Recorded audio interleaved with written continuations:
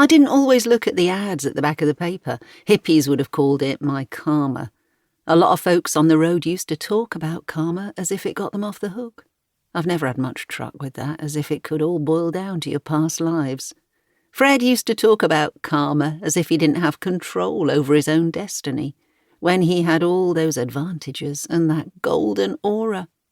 Handy way of passing on the buck, isn't it? You've got to make your own reality. No, it wasn't karma.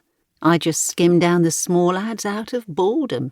I particularly liked the miscellaneous section. Sometimes people offered up handsome pieces of old furniture. Sometimes they advertised their lonely hearts. These words jumped out. A few years too late, my first thought. The Beatles had long been and gone. Everyone knew someone who'd come back from the hippie trail with dodgy bowels, claiming wisdom, and eased back into normal society.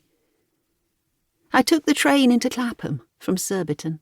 Their gaff was on the southern side of the common, easy to find because its sheer side had been sliced away like white bread by a V2, leaving one beautiful old Georgian house. Chalk white, 4 stories high, built for a family.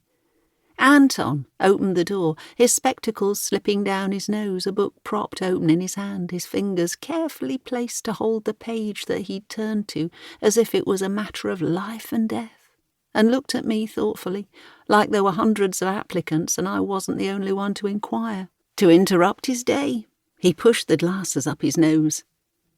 I thought at the time that he owned that grand old house. He presided over the place, and there I was standing on the doorstep.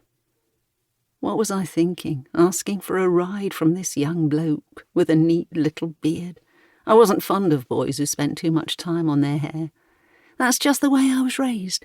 I expected a man to be a real man, and here I was asking a favour from this scholar in Oxford brogues, barely out of school.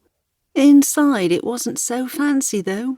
It was makeshift, not quite a squat, but uncared for, encrusted pans in the sink and what I now know to be called kilims thrown over Victorian furniture. You do realise India is an awfully long way away.